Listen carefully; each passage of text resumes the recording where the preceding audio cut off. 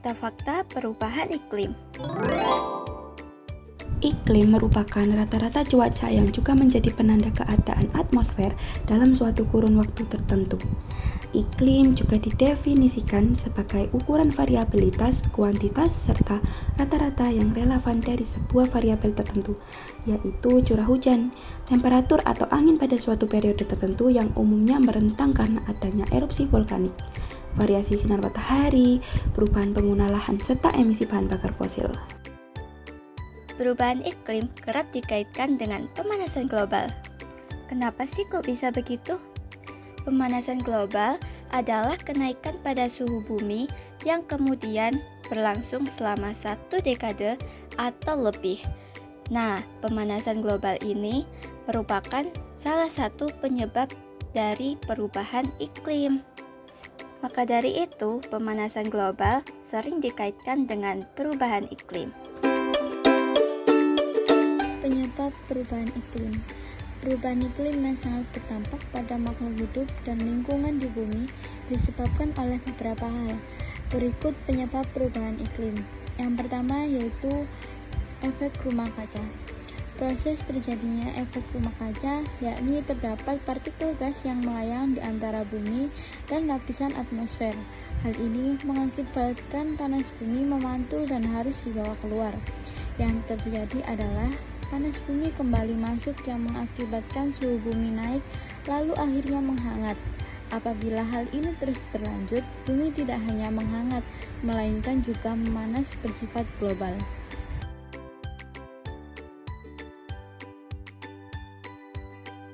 Yang kedua yaitu aktivitas gas rumah kaca.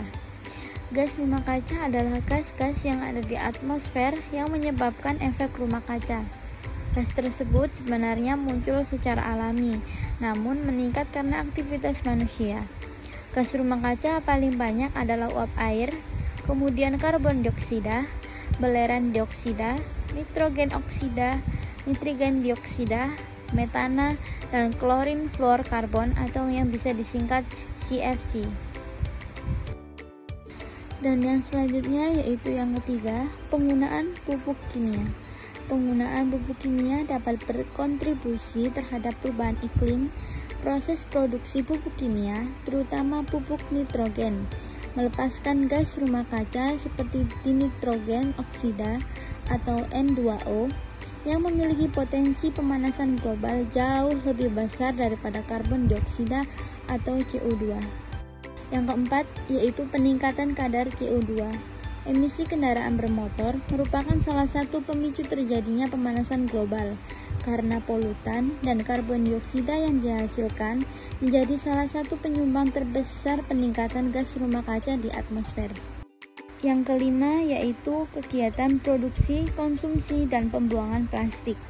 Plastik tidak hanya berpengaruh terhadap pencemaran laut, plastik juga memicu terjadinya perubahan iklim. Proses produksi, konsumsi, dan pembuangan plastik akan menghasilkan emisi karbon yang tinggi, sehingga berkontribusi terhadap perubahan iklim karena kondisi bumi semakin memanas. Dan yang terakhir, yang keenam, yaitu kontribusi sampah. Sampah kota perlu dikelola secara benar agar laju perubahan iklim bisa diperlambat. Sampah sendiri turut menghasilkan emisi GRK berupa gas metana walaupun dalam jumlah yang cukup kecil dibandingkan yang dihasilkan sektor kehutanan dan energi. Apa aja sih dampak-dampak dari perubahan iklim? Simak terus ya. Yang pertama adalah suhu yang lebih panas. Suhu yang lebih panas atau lebih tinggi dapat meningkatkan penyakit yang berhubungan dengan panas dan dapat membuat orang lebih sulit bekerja dan beraktivitas. Badai yang lebih hebat. Perubahan suhu menyebabkan perubahan curah hujan. Akibatnya, badai terjadi lebih sering dan lebih hebat sehingga menyebabkan banjir, tanah longsor yang menimbulkan kerugian. Meningkatnya kekeringan. Kekeringan dapat memicu badai pasir dan debu yang merusak, memindahkan miliaran ton pasir melintas benua, sehingga banyak orang menghadapi ancaman terjadinya kekurangan air yang terus-menerus. Selanjutnya, kenaikan suhu dan permukaan air laut. laut yang menyerap sebagian besar panas dari pemanasan global. Dan bertambahnya karbon dioksida membuat laut lebih asam yang membahayakan di dalamnya. Banyak wabah penyakit. Perubahan pola cuaca memperluas cakupan penyakit seperti malaria.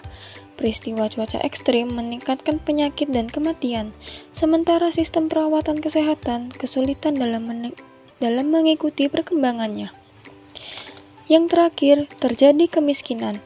Perubahan iklim meningkatkan faktor-faktor yang membuat orang menjadi dan terus miskin. Banjir dan bencana yang lain dapat menyapu daerah kumuh di perkotaan serta menghancurkan rumah dan mata pencaharian. Adapun upaya mitigasi, yang pertama adalah sektor energi. Penggunaan energi terbarukan menggunakan panel surya dan biogas, angin, dan hidro untuk mengurangi emisi karbon dioksida dari pembangkit listrik. Yang kedua adalah sektor sampah. Memanfaatkan gas pada pembuangan sampah sebagai energi alternatif, pengurangan dan daur ulang sampah. Yang ketiga ada sektor industri, penambangan bahan campuran alternatif dalam pupuk.